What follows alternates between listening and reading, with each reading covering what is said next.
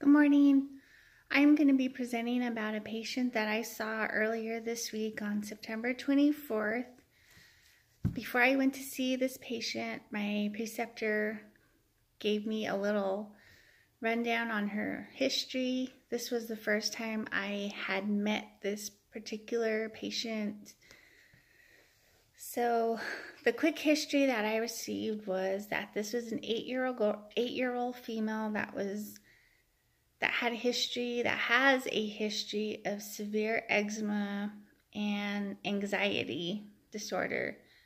This little girl had been seen by various providers within the clinic, and within the past 2 months had just recently been assigned to my preceptor.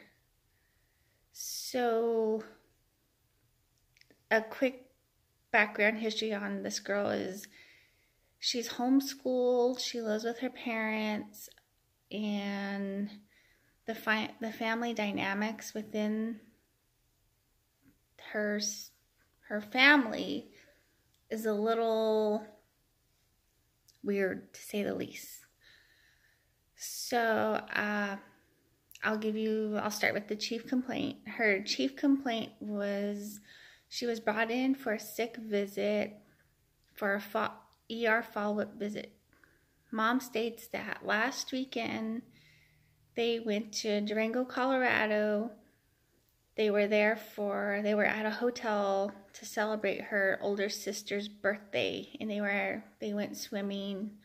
So this 8-year-old girl with eczema was allowed to swim in the hotel swimming pool. Mom states that she only let her swim for a short period of time. She didn't specify the amount of time she spent in the water, but prior to the swimming, she had been healthy for the past few weeks. She hadn't been sick. She was doing fine, no problems with her skin. So after she went swimming, after the party, she went, showered, ate dinner, and within an hour after showering, Mom started to notice that her skin became irritated, red. She tried using the prescribed creams, hydrocortisone, Eucerin, had given her cetirizine, and all of them were not helping her. And as time progressed, this little 8-year-old's behavior became erratic. She became inconsolable. She became agitated. She was very aggressive towards her mom. She was kicking, screaming, crying. Her behavior had elevated so much that she was scratching her entire arms, trunk, legs so bad that blood was pouring from her legs. And Mom said she started pulling out her hair because she was just going crazy. And Mom didn't know what to do. She couldn't console her, so she called the paramedics. Once paramedics arrived, they tried to calm her down, and her behavior worsened, where she continued to fight. She was aggressive, combative, kicking, screaming. She even kicked her mom in the face. And Mom says that it took 3 paramedics to try to restrain her so they could gain IV access and give her some kind of anxiolytics and pain medicine. So once that calmed her down just a little bit, and she was taken to the ER in Durango. So in the ER, the medication started to wear off, and she became aggressive, combative. And Mom states that in the ER, she was given IV Toradol for pain, IV Versed, and Atarax, and Ativan to try to calm her down. And all of these medications, they worked. It helped her behavior, it helped calm her down. It got the skin irritation under control, enough to where they said she was stable to get to be discharged home. And this happened on September 22nd. So mom calls the clinic on the 24th for a sick visit to say that the eczema is worsening, her behavior is getting uncontrollable, mom is unable to care for her, console her, and she was just like reached her end point and was wanting help. So the HPI on this little girl is she's an 8-year-old female with a history of severe eczema and anxiety. Mom states that they were in Durango for the weekend to celebrate her older daughter's birthday, and it was a swimming party. But prior to going swimming, this 8-year-old had been fine. She hadn't been sick. She was doing well until after she went swimming. So after she swam, she took a bath, she ate dinner, she was okay, and within an hour or two after swimming, mom noticed that she began to scratch. Her skin was getting more irritated. She was itching so bad, and her behavior started to get worse. So mom tried giving her the prescribed hydrocortisone creams, triamcinolone creams, the antihistamines that were all prescribed for her, using Eucerin cream, all of which weren't helping, so hence calling the paramedics and going to the ER. So the social history on this little girl is she's homeschooled. She was in public school last year, but due to her bad eczema, she was constantly missing school, and mom just got tired of fighting with this public school system here in Farmington, so she decided to just do homeschool this year. So she was in 3rd grade. She's doing okay, doing good,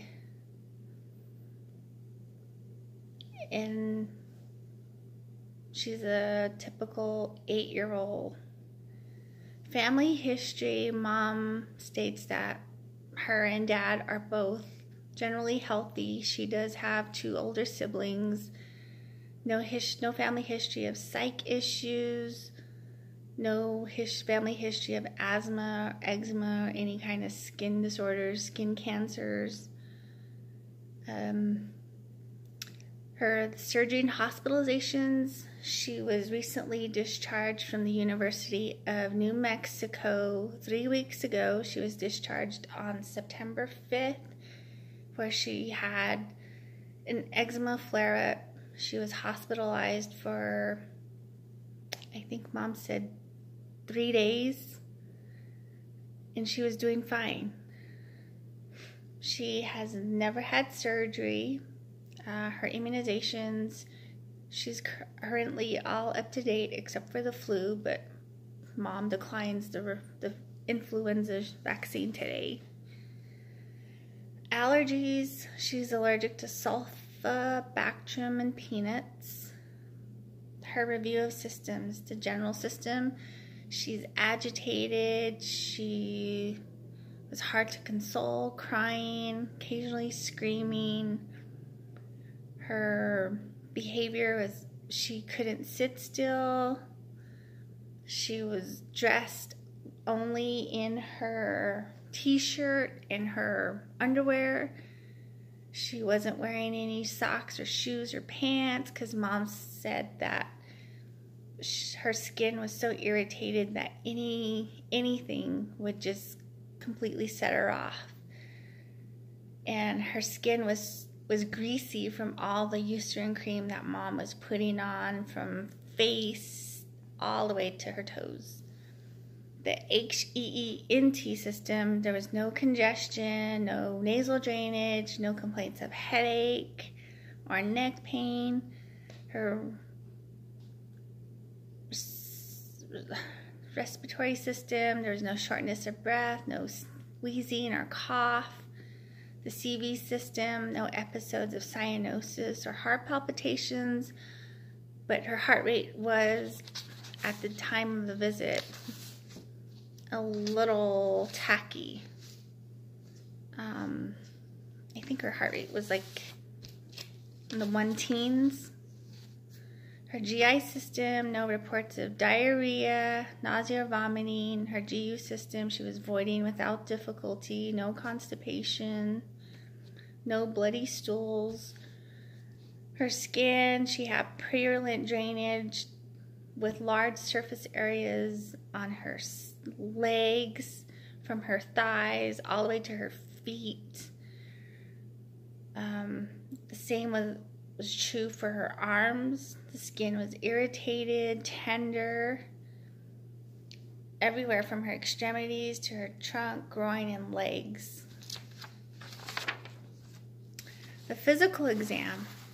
Her temperature was 97.8. Her heart rate was 126. Respirations were 28. Her O2 sats were 96% on room air. They were unable to get a blood pressure just because her skin was so sensitive and painful. The general system, she was agitated, fearful, tired appearing. Mom states that she hadn't slept for the past 2 nights. She would take only short naps. Her head is normocephalic, atraumatic. Ears, normal appearing. External ears except for open sores, erythema, lesions from scratching behind her ears with clear drainage. Her TMs were pearly, there's no effusions. Her eyes were non-icteric with no conjunctival injection. She had positive pearla. Nose, no deformity or lesions. Her neck was supple, no lymphadenopathy or masses. CV system, respirations with normal rate and rhythm. No heart murmurs or gallops with positive femoral pulses. Pulmonology system, respirations were normal. Within normal, she had good air movement with no accessory muscle use. Lungs were clear to auscultation. Abdomen soft, non-tender, non-distended with no organomegaly or masses. There was erythema lesions noted to the lower abdomen with scant bleeding due to scratching.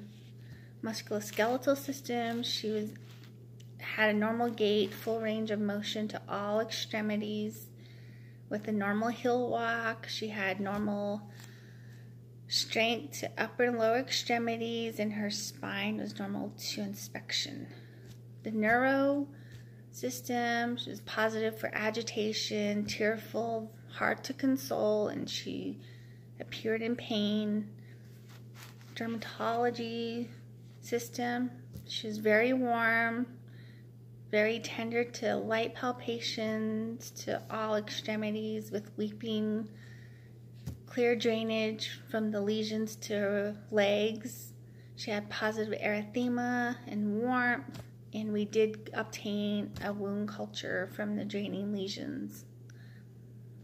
Just another added on piece of information. She had wound cultures done during her last admission at the beginning of the month at UNM, and she has no history of MRSA. So my differential diagnoses for this patient were eczema flare-up. The second one was severe contact dermatitis, and my third was severe anxiety. So the plan and referral process was, the doctor came in, spoke to Mom, did his examination of this patient, and it was agreed upon between the parent, the patient and the provider that this girl would need to be transferred back to UNM for further management, because during her last admission at the beginning of the month, she responded to treatment very well. She was doing well and discharged within a couple of days.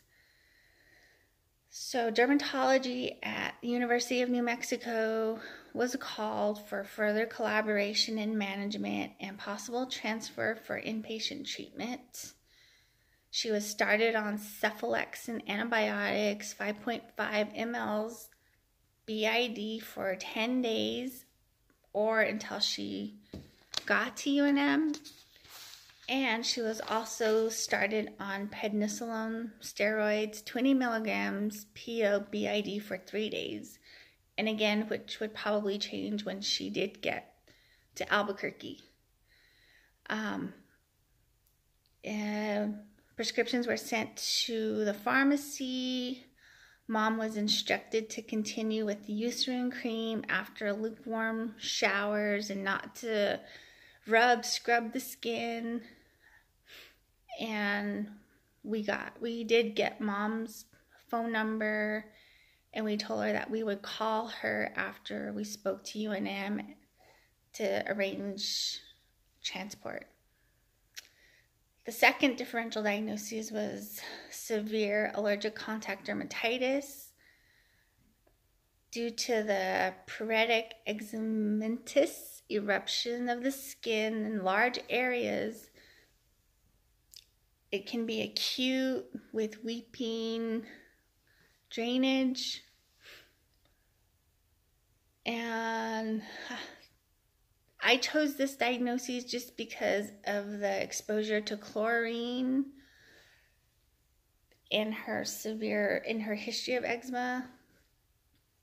And Mom had already stated that she wasn't using any soaps. She hadn't used any new soaps, laundry detergents, that all the soaps that this little girl uses were fragrance-free for sensitive skin, and was using Eucerin cream from head to toe. And the third differential diagnosis was severe anxiety. She was being managed by psychiatry. She had a psych appointment on this same day at 4 o'clock. The psychiatrist started her on Seroquel, 50 milligrams PO, to be given at bedtime, and mirtazapine, 15 milligrams PO, QHS. So Mom was told to keep this psych appointment and to let psych know about her behavior over the past weekend to see if they needed to increase her Seroquel or add something. But that was going to be left up to the psychiatrist. Although it was recommended that this patient, upon transfer to UNM, that she receive a psych eval at UNMH in Albuquerque. So the follow-up for this little girl was we were going to call Mom once we got a bed assignment and transport was arranged. We were going to call her right as soon as we got that information, and Mom was to pick up the prescriptions at the pharmacy and to start the medications that day, and follow up after she was discharged from UNM. So that was the end of the visit, and within 45 minutes, my preceptor received a phone call from the ER doctor, and I was updated, and it was about this specific 8-year-old girl. Mom took her to the ER 30 minutes after they left the clinic, after they left this visit, because her behavior was worsening. So mom didn't know what to do, so she took her to the ER. The ER doctor evaluated her, ordered labs, and obtained a UA. And the results of the UA showed that her urine was positive for amphetamines, barbiturates, and opioids, which was a complete shock to us after seeing it. So this little girl was transferred to UNMH by air for suspected child abuse. I'm not sure if mom was able to go with her, but prior to when we were arranging transport to UNMH at the very beginning, mom was gonna drive this little girl to UNM, but with the findings of the UA, she was transferred by air, where she is currently admitted. Current AAP guidelines for treating eczema is creating individualized action plans for families, a lot of family parent education regarding the frequencies of bathing, using prescriptive medications for antihistamines, antibiotics if needed, steroids if needed, encouraging using fragrance-free lotions, soaps, and a lot of moisturizers. And for severe cases, referrals to dermatology for further management. So this was a very complicated visit. During our debriefing, my preceptor and I's debriefing, we didn't think to even check a UA because she wasn't showing signs of like bacterial infections for UTIs.